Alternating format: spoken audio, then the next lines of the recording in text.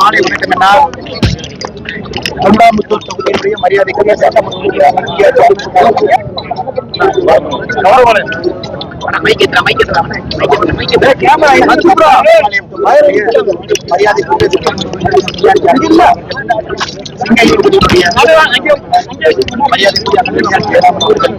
எங்களுடைய மாவட்ட தலைவர்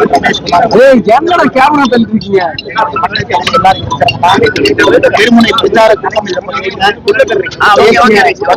சார்பாக நடத்தி முடித்திருக்கிறோம். 3 பூத்தல் நடக்கக்கூடிய கூட்டம் தமிழகத்துல திருமுனை பிரச்சார கூட்டத்தை கடந்த 17ஆம் தேதியிலிருந்து 20,000 காரணம் இது தேசிய ஜனநாயக கூட்டணி வெற்றி பெறுவதற்கு மரியாதைக்குரிய எதிர்கட்சி தலைவர் அண்ணன் எடப்பாடி பழனிசாமி அவர்கள் முதலமைச்சராக வரும்பொழுது கீழே நம்முடைய கூட்டணி கட்சியினுடைய தொண்டர்களிடம் ஒரு இணைப்பு இருக்க வேண்டும், இணக்கம் இருக்க வேண்டும் என்பதற்காக அதே நேரத்தில் பொதுமக்களுக்கு நேரடியாக திராவிட முன்னேற்ற கழகம் தலைமையிலான அரசுடைய குறைகளை சொல்வதற்கு ஒரு வாய்ப்பாக இதை பயன்படுத்திக் கொள்கின்றோம். இன்னைக்கு தமிழகத்தை பொறுத்தவரை அரசியல் வரலாற்றுல பொது வாழ்க்கை வரலாற்றுல ஒரு துக்க நாள் என்றுதான் சொல்ல வேண்டும். மரியாதைக்குரிய கம்யூனிஸ்ட் பேரியக்கத்தினுடைய தலைவர் ஐயா நல்லக்கண் அவர்கள் இன்னைக்கு நம்மளோடு இல்லை. உடல்நிலை சரியில்லாத காரணத்தினால கடந்த சில மாதங்களாகவே கடுமையாக போராடி கொண்டிருந்தார். நாம் எல்லோரும் கூட ஆண்டவனை வேண்டிக்கிட்டே இருந்தோம். வயது மூப்பு 101 ஆக இருந்தாலும் கூட எல்லாவற்றையும் தாண்டி நம்மளோடு இருப்பார் என்கின்ற பெரும் நம்பிக்கையோடு இருந்தோம். இன்னைக்கு அது நடக்கல. ஒரு அரசியல் தலைவருக்கான முழு இலக்கணம் இருக்கக்கூடிய தலைவர் ஒரே ஒரு முறை தேர்தலில் போட்டியிட்டாங்க. அதுவும் 1999 கோயம்புத்தூர் இந்த பாராளுமன்ற தொகுதியில போட்டியிட்டாங்க. அன்னைக்கு ஐயா வெற்றி வாய்ப்பு இழந்தாங்க. அன்னைக்கு ஜெயிச்ச நம்முடைய அண்ணன் சிபி ராதாகிருஷ்ணன் அவர்கள் இன்னைக்கு குடியரசு துணைத் தலைவராக இருக்கிற அண்ணன் சொன்னாங்க, நான் ஜெயித்திருந்தாலும் கூட இன்னைக்கு வேதனைப்படுறேன். இப்படிப்பட்ட ஒரு அற்புதமான மனிதன், ஒரு மகான், மக்களுடைய அன்பை எல்லாம் பெற்றிருக்கக்கூடிய ஒரு மனிதன் இன்னைக்கு தேர்தலில் தோத்துட்டாங்க அப்படின்னு நினைச்சும் பொழுது என்னுடைய வெற்றியை என்னால் கொண்டாட முடியவில்லை என்று அன்னைக்கு நம்முடைய அண்ணன் சிபி ராதாகிருஷ்ணன் அவங்க சொன்னாங்க. அது ஒரு புகழாரமா சொன்னாங்க. அப்படிப்பட்ட ஒரு தலைவர் எம்எல்ஏவாக இருந்ததில்லை, எம்பியாக இருந்ததில்லை. சுதந்திரத்திற்கு முன்பு போராட்டக்காரர்கள் இருந்தாங்க. சாண்ட் மைனிங் எதிராக கடுமையாக போராடியவர், மக்களுடைய குரலாக தொடர்ந்து பேசியவர். 101 வயசு, எந்த அரசியல் எந்த அரசாங்க பொறுப்பிலும் இல்லாத ஒரு மனிதர் மக்களுடைய அன்பை மற்றும் பெற்று ஒரு மகத்தான ஒரு அரசியல் இலக்கணமாக இருக்கக்கூடிய நல்லக்கண் ஐயா அவர்களுக்கு எங்களுடைய மரியாதை கலந்த அஞ்சலிகளை இந்த நேரத்தில் தெரிவித்துக் கொள்கின்றோம். அவருடைய அரசியல் வாழ்வு, அவர் வாழ்ந்த விதம் எங்களை போன்ற மனிதர்களுக்கு ஒரு பெரிய ஊக்கத்தை கொடுக்கும். அவருடைய வழியில பயணம் செய்வதற்கு ஒரு பெரும் உந்துதலாக ஐயா இருப்பார் என்கிற முழு நம்பிக்கை.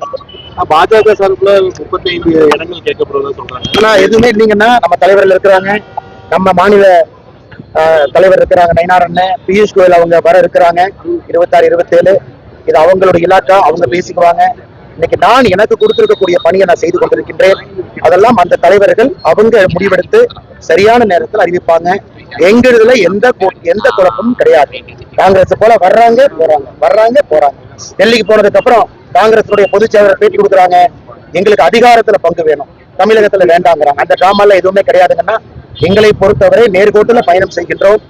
என்ன சொல்லணும், எப்படி சொல்லணும் என்பதற்கு தலைவர்கள் இருக்கிறாங்க, அவர்கள் பார்த்துக் கொள்வார். கூட்டணி ஒற்றுமையா கிடையாது. பேரளவுக்கு மேடைக்காக தான் பாஜகவினர் அம்மா புரட்சித் தலைவர் ஜெயலலிதாவையும் எம்ஜிஆரையும் பத்தி பேசிட்டு இருக்காங்க. மோடி கூட அதை வச்சுதான் பேசிட்டு இருக்காங்க. ஒற்றுமை இல்லை அப்படின்னு திருமாவளவன் சொல்றாங்க. திருமாவளவன் அண்ணன் இன்னைக்கு அவருக்கே ஒரு சீட்டை குறைக்க போறார். 6 சீட்டுல என்ன திருமாவளவன் அண்ணன் இன்னைக்கு ஒரு சீட்டு குறைக்க போறார். அவரே எப்படா வெளியே வரலாம்னு யோசிச்சுட்டு இருக்கிறார். இன்னைக்கு திருமாவளவன் அண்ணன் அந்த கூட்டணியில சந்தோஷமா இருக்கிறவரை நீங்க அவர்கிட்ட கேளுங்க. ஏன் திமுக சொல்றாங்க எல்லோருக்கும் ஒரு சீட்டு குறைக்க போறோம், ஏன்னா தேமுதிகவுக்கு நம்ம சீட்டு கொடுக்கணும். அப்படி இருக்கும்பொழுது திருமாவளவன் அண்ணன் சந்தோஷமா இருக்கிறார் எனக்கு தெரியாது. அவர் மனத்துல சந்தோஷமா இல்லை என்பதற்காக தேசிய ஜனநாயக கூட்டணியில யாரும் சந்தோஷமாக இல்லை என்று சொல்வது சந்தர்ப்பவாதத்தை மட்டும்தான் காட்டுது. ஆனா திரு விஜய் அவர்களை பொறுத்தவரை நீங்க கேள்வி கேட்டீங்க. இன்னைக்கு தமிழ்நாட்டு மக்கள் முடிவு செய்ய போறாங்க. அவங்க இன்னைக்கு தெளிவா இருக்கிறாங்க யார் வர வேண்டும் என்று. ஏன்னா இன்னைக்கு அனுபவம் வாய்ந்தவர்கள் நம்ம கூட்டணியில் இருக்கிறாங்க, அமைச்சர்களாக பணிபுரிந்தவர்கள் நம்ம கூட்டணியில் இருக்கிறாங்க, சட்டமன்ற உறுப்பினர்களாக தொடர்ந்து பணி செய்வர்கள் நம்ம கூட்டணியில் இருக்கிறாங்க. மக்களுடைய பல்ச புரிஞ்சு என்ன செய்யணும், மக்களுக்கு என்ன பிரச்சனையை தீர்க்கணும் நினைக்கிறவங்க நம்ம கூட்டத்தில் இருக்கிறாங்க. மக்கள் இன்னைக்கு அதான் பாக்குறாங்க, ஸ்டெபிலிட்டி. இன்னைக்கு மக்கள் யாரும் ரிஸ்க் எடுக்க தயாரா இல்ல. 2026 ஏப்ரல் நீங்க பார்க்க போறீங்க, தேசிய ஜனநாயக கூட்டணி கொண்டு போட போறாங்க. அது விஜயனுடைய பேச்சு. அவர் திட்டுறது தமிழ்நாட்டு மக்களா திட்டுறதா அவர் எடுத்துக்கிறாரு. அவரை பொறுத்து, எங்களை பொறுத்தவரை அரசியல்ல ஒரு விமர்சனம் என்பது எல்லோருக்கும் மேலே வைக்கத்தான் போறாங்க. விமர்சனத்துக்கு பதில் சொல்லுவோம். நம்ம மேல விமர்சனம் வைக்கும் பொழுதெல்லாம் தமிழ்நாட்டு மக்கள் மீது வைத்து விட்டார் என்று சொல்லக்கூடிய ஒரு கருத்தை அரசியல் தலைவர்கள் யாருமே சொல்லக்கூடாது என்பது என்னுடைய குறிப்பிட்ட மாதிரி டிஎம்கே அகற்ற டிடிவி வந்து இந்த கூட்டணியில் இருக்காரு அப்படின்னு இருக்கீங்க. அதே சமயம் ஓபிஎஸ் சசிகலா வந்து கட்சி டிடிவி என்ன பேசியிருக்காங்க அதை பத்தி. நேற்று முன்தினம் டிடிவி என்ன பேசியிருக்காங்க, எல்லோரும் வருவார்கள் என்று பேசியிருக்கிறார்கள்.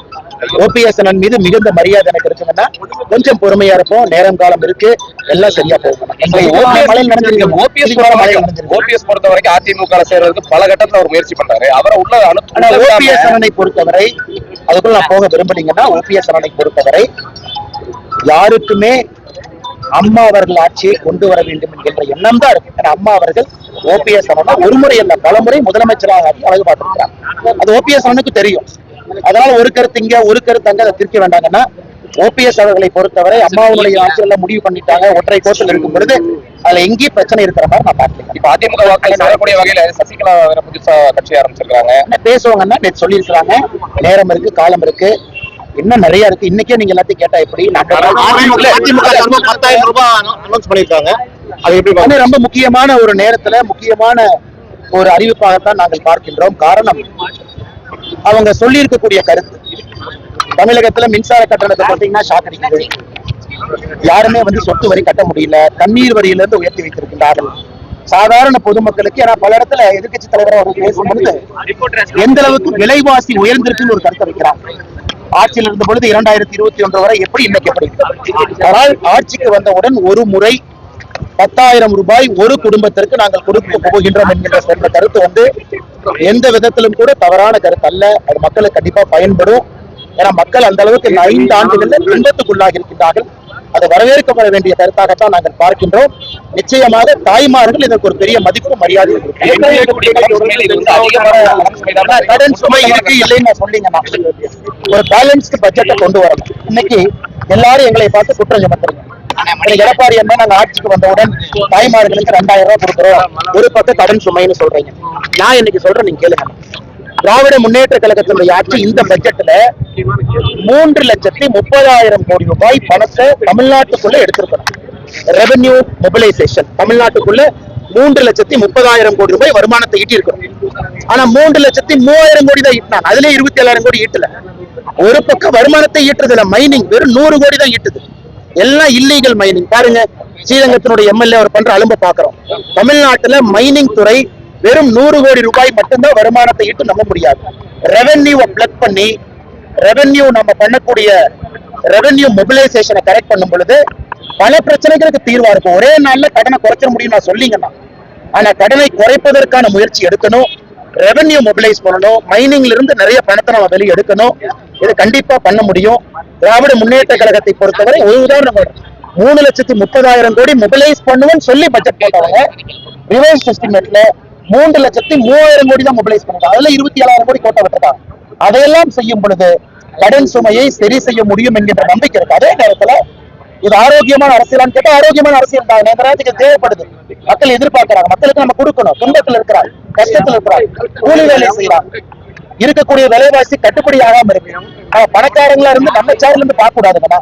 கார்ல போறவங்க, ட்ரெயின்ல போறவங்க, பிளைட்ல போறவங்க, நடந்து போறவங்க, எத்தனையோ தரப்பட்ட மக்கள் இருக்கிறாங்க. அரசியல் என்பது எல்லோருக்கும் பொதுவாகவாக இருக்கும். அதனாலதான் இந்த 10,000 ரூபாயாக இருக்கட்டும், பெண்களுடைய ஊக்கத்தொகை அதிகப்படுத்துவதாக இருக்கட்டும், எல்லோரையும் முன்னேற்ற வேண்டும் என்கின்ற கருத்து தான். ஏன்னா பாரதிய ஜனதா கட்சி நாம மகாராஷ்டிரா 2,100 ரூபாய் கொடுக்கிறோம். பல மாநிலத்தில் நம்ம 2,000 கொடுக்கிறோம். ஏன்னா இதையெல்லாம் அறிந்துதான் மோடி அவர்களும் இதற்கு உறுதுணையாக நிற்கின்றார். தமிழ்நாட்டில் உறுதியாக இது நடக்கும். மக்கள் முன்னேறுவார்.